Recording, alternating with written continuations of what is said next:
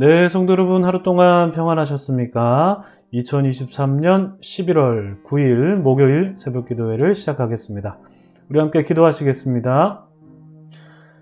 오늘도 우리와 함께 하시는 주님을 찬양합니다. 우리의 삶을 인도하시는 주님께 순종하기를 소망합니다. 하나님 아버지, 오늘도 우리에게 새 날을 주셔서 감사합니다. 이 새롭고 좋은 날을 우리가 감사하는 마음으로 시작하게 하시고, 또한 오늘도 주실 말씀을 기대하게 하시니 이 또한 감사합니다. 오늘 말씀을 통해서 만약 우리에게 문제가 있다면 그 문제가 해결되게 하시고, 우리의 삶에 어려움이 있다면 그것을 극복할 수 있는 힘을 얻는 귀하고 복된 시간 되게 하여 주시옵소서. 주의 말씀은 내 발의 등이요 내 길의 빛이라는 것을 명심하면서 주님 말씀 붙들며 오늘 하루 살아갈 수 있도록 도와주시옵소서. 감사합니다. 예수님의 이름으로 기도드립니다. 아멘. 네, 오늘 저희들에게 주신 하나님의 말씀은요, 민수기 32장 16절부터 27절까지 말씀입니다. 민수기 32장 16절로 27절까지 말씀 봉독해 드립니다. 그들이 모세에게 가까이 나와 이르되 우리가 이곳에 우리 가축을 위하여 우리를 짓고 우리 어린 아이들을 위하여 성읍을 건축하고 이 땅에 원주민이 있으므로 우리 어린 아이들을 그 견고한 성읍에 거주하게 한 후에 우리는 무장하고 이스라엘 자손을 그곳으로 인도하기까지 그들의 앞에서 가고 이스라엘 자손이 각기 기업을 받기까지 우리 집으로 돌아오지 아니하겠사오며 우리는 요단 이쪽 곧 동쪽에서 기업을 받았사오니 그들과 함께 요단 저쪽에서는 기업을 받지 아니하겠나이다. 모세가 그들에게 이르되 너희가 만일 이 일을 행하여 무장하고 여호와 앞에서 가서 싸우되 너희가 다 무장하고 여호와 앞에서 요단을 건너가서 여호와께서 그의 원수를 자기 앞에서 쫓아내시고 그 땅이 여호와 앞에 복종하게 하시기까지 싸우면 여호와 앞에서나 이스라엘 앞에서나 무죄하여 돌아오겠고 이 땅은 여호와 앞에서 너희의 소유가 되리라마는 너희가 만일 그같이 아니하면 여호와께 범죄함이니 너희 죄가 반드시 너희를 찾아낼 줄 알라. 너희는 어린아이들을 위하여 성읍을 건축하고 양을 위하여 우리를 지으라. 그리하고 너희의 입이 말한 대로 행하라. 갓 자손과 르우벤 자손이 모세에게 대답하여 이르되 주의 종들인 우리는 우리 주의 명령대로 행할 것이라. 우리의 어린 아이들과 아내와 양떼와 모든 가축은 이곳 길르앗 성읍들에 두고 종들은 우리 주의 말씀대로 무장하고 여호와 앞에서 다 건너가서 싸우리이다. 아멘. 네, 참 좋으신 우리 주님의 크신 은총이 우리 토론토 한인장로교회 모든 분들 가운데 오늘도 함께 하시기를 주님의 이름으로 축복합니다. 성도님들 오늘도 좋은 하루 맞이하시고요. 주님의 은혜 안에서 영육간에 강건하시기를 소망합니다. 여러분 성경을 보시면 어떠십니까? 질문이 너무 애매모호하지요? 성경을 보시면 내용이 어려울 때도 있다는 것을 여러분 느끼시고 아마 이런 분들도 계실지 모르겠습니다. 이 몇천 년 전에 근동 지방에서 일어난 일을 이거 우리와 무슨 상관이 있는 건가 라는 생각이 들 때도 있으시지 않나 라는 생각도 해봅니다. 특히 구약 성경을 볼 때 그런 생각이 들곤 하죠. 그런데 그럼에도 불구하고 우리가 성경을 보고 또 보는 것뿐만 아니라 묵상하는 이유는 무엇일까요? 또 적용까지 하잖아요. 근본적으로 이 성경이라는 책이 인간의 책이 아니라 하나님의 말씀이기 때문이고 이 하나님의 말씀은 살아있고 운동력이 있어서 우리의 심령과 골수를 찔러 쪼갤 만큼이나 능력이 있기 때문이다 라는 것을 우리가 믿고 또 경험했기 때문이죠. 이렇게 말씀이 능력이 있다라는 것은 비록 이 말씀이 현재를 살아가고 있는 우리와 비교했을 때 이 내용이 시간적 차이와 공간적 차이가 있습니다만 그러나 그럼에도 불구하고 이 말씀은 오늘날 우리가 살아가는 데 있어서 큰 영향을 미치기 때문에 이 말씀이 능력이 있다라고 그렇게 말할 수 있는 것입니다. 그래서 성경을 보시면서 우리가 삶의 지혜를 배우게 되는 경우가 참 많은데 오늘도 마찬가지인 것 같습니다. 여러분 그동안 신 목사님을 통해서 민수기 내러티브 어떻게 잘 따라오셨죠? 예, 어제 나눈 내용 잠깐 우리가 한 줄로 요약해 볼까요? 어떻게 요약할 수 있을까요? 르우벤 지파와 갓 지파가 요단 동편 땅을 차지하길 원했지만 모세가 지난 역사를 회고하면서 그들의 뜻을 화를 내며 만류했다. 너무 간단하게 한 줄로 요약했습니까? 이렇게 요약할 수도 있을 것 같습니다. 물론 세부적인 내용 덧붙일 수 있겠지만 중요한 내용을 한마디로 요약하면 제가 좀 전에 말씀드린 그런 식으로 좀 요약하면서 단순화시켜 볼 수 있을 것 같습니다. 내친 김에 오늘 말씀도 요약해 볼까요? 어떻게 요약할 수 있을까요? 루벤 지파와 갓 지파가 요단 동편을 차지하겠다는 의지를 다시 보이자 모세는 그들에게 요단 서편을 점령할 때 너희들이 선봉으로 설 것을 제안하며 그들의 요구를 받아들였다. 이렇게 요약할 수 있을까요? 너무 막 단순화시키는 것 같아요. 이렇게 내용을 단순화시키면 오늘 내용이 그냥 한 줄에 탁 요약돼서 설교 끝! 라고 이렇게 생각하실 수도 있겠습니다만 이렇게 내용을 단순화시키면 우리가 정보 습득 차원에서는 그냥 오늘 내용은 이런 거겠구나 라고 생각하고 그냥 끝낼 수 있겠지만 사실 그렇게 보면 말씀을 보는 이유가 없죠. 이 안에 담겨있는 삶의 지혜와 주님의 뜻을 발견하기에는 상당히 어렵습니다. 그렇게 내용을 단순화시키면 말입니다. 자, 그렇다면 우리가 오늘 말씀 속에서 지혜를 발견하고 우리 안에서 주님의 뜻을 적용시키기 위해서 이 말씀 속에 담긴 세부적인 내용을 좀 검토해 보면서 우리 삶에 적용시켜 봐야 될 텐데요. 그렇다면 오늘 우리에게 주신 말씀을 통해서 우리는 어떤 지혜를 발견할 수 있을까요? 먼저 우리는 루벤 지파와 갓 지파가 그들은 왜 요단 동편에 거주하려고 했는지 그 이유부터 한번 살펴봐야 할 것 같습니다. 어제 본문인데요. 1절 보시면 이렇게 기록되어 있습니다. 루벤 자손과 갓 자손은 심히 많은 가축대를 가졌더라. 그들이 야셀 땅과 길르앗 땅을 본즉 그곳은 목축할 만한 장소인지라. 이 야셀 땅과 길르앗 땅이 바로 요단 동편입니다. 이 두 지파, 루벤 지파와 갓 지파, 이 두 지파는 요단 동편, 즉 야셀 땅과 길르앗 땅을 차지하려고 했는데 그 이유가 무엇입니까? 그들은 심히 많은 가축대를 가졌다라는 것입니다. 명시적인 기록은 없지만 다른 지파들에 비해서 상당히 많은 양의 가축대가 있었던 것은 아니었을까로 보입니다. 그런데 이 야셀 땅과 길르앗 땅이 어떤 땅일까요? 어떤 땅이라고 기록되어 있습니까? 목축하기에 좋은 땅이죠. 목축할 만한 장소인지라 이렇게 되어 있는데 굉장히 좋은 땅이었던 것 같아요. 이곳은 요단강으로 흐르는 중요한 강들이 흐릅니다. 대표적으로 야복강이 여기에 흐르고 있습니다. 그러니까 물이 있는 곳에는 자연스럽게 풀이나 나무나 자라나기 마련이죠. 이 야셀 땅과 길르앗 땅의 이 3,000년, 4,000년 전의 형편은 물론 알 수 없습니다만 현재 구글 지도로 보면요, 지금 봐도 이것은 좋은 목초지로 보입니다. 아무튼 이 두 지파가 요단 동편에 거주하기 위한 조건은 충분해 보입니다. 왜냐? 이들은 심히 많은 가축대를 가졌고 이 야셀 땅과 길르앗 땅은 목축할 만한 좋은 장소이기 때문에 그렇습니다. 그런데 어제 본문에서 보셨다시피 모세가 그들에게 막 버럭 화를 내죠. 화를 낸 이유가 무엇이었습니까? 다른 지파가 낙심할 수 있다는 겁니다. 왜 다른 지파가 낙심할 수 있다라는 것을 우려했습니까? 형평성에 어긋났기 때문입니다.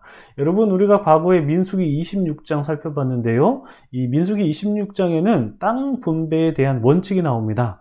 땅 분배의 원칙 중에 대원칙이 무엇이냐면 바로 제비뽑기죠. 물론 이 민수기 26장 52절 이하를 보시면 인원수가 많은 지파에게는 기업을 많이 줘야 된다라는 그런 조항도 있긴 합니다만 그래서 좀 이 제비뽑기라는 게 좀 애매모호할 수 있겠다라는 생각도 듭니다만 그럼에도 불구하고 대원칙은 제비뽑기입니다. 인원수가 많은 지파에게 많은 기업을 줘야 된다라는 그런 조항이 있긴 하지만 그렇다고 해서 이 루벤 지파와 갓 지파가 인원수가 많느냐? 그렇지도 않거든요. 평균입니다. 평균. 이들이 물론 가축은 많이 있었지만 인원수가 많은 것은 아니었기 때문에 이들이 요단 동편을 차지할 만한 근거, 그러니까 법적인 근거라고 해야 될까요? 그런 근거는 사실 부실해 보입니다. 다시 말해서 이들이 원칙에 부합한 요구를 한 것이 아니라는 거죠. 그래서 이들이 원칙에 부합한 요구를 한 것이 아니었기 때문에 모세는 다른 지파가 봤을 때 다른 지파가 좀 낙심할 수도 있겠다라는 것을 우려했고, 그 우려는 이 두 지파에 대한 분노로 표출이 된 것입니다. 그런데 여러분, 우리가 한번 멈춰서 생각해 보죠. 상식적으로 한번 생각해 볼까요? 요단 동편 땅은 아주 좋은 목초지였습니다. 누가 봐도 이 땅은 가축이 많은 지파가 차지해야 할 만한 좋은 땅이었습니다. 그런데 문제가 있습니다. 무슨 문제였습니까? 원칙이 뒷받침되지 않았다라는 것입니다. 그들이 그 땅을 차지할 만한 근거가 부실하다라는 것이죠. 그렇다면 그 근거가 부실하다고 해서 이들이 요단 동편 땅을 포기하고 공정하게 그냥 제비 포기합시다, 이것이 이상적인 선택일까요? 그렇지 않죠. 가축이 많은 지파에게 가장 좋은 목초지를 제공하는 것이 현명한 선택일 것입니다. 그런데 이 현명한 선택을 가로막을 수 있는 장애물들이 있다는 것이죠. 좀 전에 말씀드린 원칙이라는 것, 이 원칙이 뒷받침되지 않는다라는 것이 첫 번째 장애물이고, 또 다른 장애물이 무엇일까요? 또 다른 장애물은 공동체의 평화를 유지해야 한다라는 명목으로 가장 좋은 선택을 포기해야 된다는 것입니다. 쉽게 말해볼까요? 쉽게 말해서 좋은 관계를 유지하기 위해서, 공동체 간에, 지파 간에 좋은 관계를 유지하기 위해서 다른 사람의 눈치 보면서 나의 포기를 정당화하는 것입니다. 그래, 내가 포기하는 것은 평화를 위해서, 이것은 포기해야 돼, 이것은 정당해, 이렇게 나의 포기를 정당화하는 것입니다.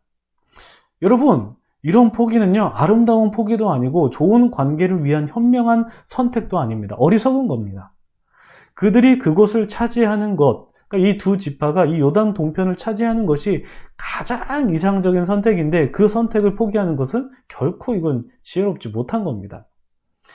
자, 그렇다면 가장 이상적인 선택을 해야 하지만 문제가 있죠. 원칙이 뒷받침되지 않고 평화가 깨질 것 같다라는 우려가 듭니다. 이렇게 장애물이 있을 때 어떻게 해야 될까요? 오늘 본문에서는 어떤 지혜를 우리에게 가르쳐주고 있는 것일까요? 무엇일까요, 여러분? 그것은 바로 소통입니다. 소통. 서로의 필요를 솔직하게 얘기해야 된다는 것입니다.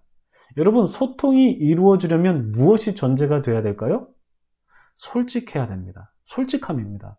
정직하게 필요를 요구하는 겁니다. 르우벤 지파와 갓 지파가 그들의 필요를 요구했듯이 다른 이들의 눈치 살피면서 어떡하지 이게 아니라 정당한 요구하는 거예요. 물론 이 요구를 할 때 무례하거나 이기적으로 요구하라는 것이 아닙니다. 어제 말씀에서 보셨죠? 겸손하게 요구해야 됩니다. 어제 본문에 나온 표현대로 우리가 은혜를 입었으면 이라는 이런 표현을 사용함으로써 정중한 태도로 다른 지파의 양해를 구하는 태도로 그렇게 필요를 요구해야 되는 거죠. 다만 솔직하게. 그리고 이 두 지파가 솔직했던 것처럼 모세 역시도 솔직했습니다. 그 솔직함이 분노로 표현될 정도로 너희들의 요구는 다른 지파가 낙심할 수도 있기 때문에 그러한 예견된 상황을 가감없이 모세도 말하죠. 그러니까 이 두 진영 간에, 그러니까 이 두 지파와 그리고 이 모세, 이 두 진영 간에 솔직한 대화가 오갔습니다. 이 솔직한 소통이 오갔다라는 것이죠. 그렇다면 그 다음 스텝은 무엇일까요? 대안을 찾는 겁니다. 지금 이 두 지파의 요구를 가로막는 원칙이 있는데 그 원칙을 넘어서는 대안이 무엇인지 찾아보는 겁니다. 공동체의 평화를 깨트릴 수 있는 그 우려가 있는데 그 우려를 불식시킬 만한 대안이 무엇인지를, 그 원칙을 변경하면서까지 가장 이상적인 결과를 만들어내야 되는 거죠. 이들이 고안한 대안이 무엇이었습니까? 그래, 좋다. 너희 두 지파, 르우벤, 갓, 너희 두 지파, 오케이. 요단 동편 거주해. 괜찮아. 그래, 거주해. 너희들이 요구하는 대로 가축을 위해서 우리도 짓고 아이들과 부녀자들이 안전하도록 성읍도 만들어라. 그런데 너희 두 지파 말고 여기 므낫세 반지파도 있다. 므낫세 지파가 좀 큰 것 같아. 그러니까 반지파도 함께 데려가라 라고 그렇게 말하죠. 너희가 차지하려는 땅을 조금 더 분할해라. 분할해서 이 므낫세 반지파에게도 땅을 제공하라. 그렇게 말합니다. 그리고 또 한 가지 조건이 있죠. 또 한 가지 조건이 무엇입니까? 너희가 성읍을 다 건축한 다음에 반드시 이 요단 서편을 점령할 때 너희들이 선봉을 서라. 너희들이 가장 먼저 전장에 나서라. 이 두 지파가 이 대안을 받아들였을까요? 받아들였습니다.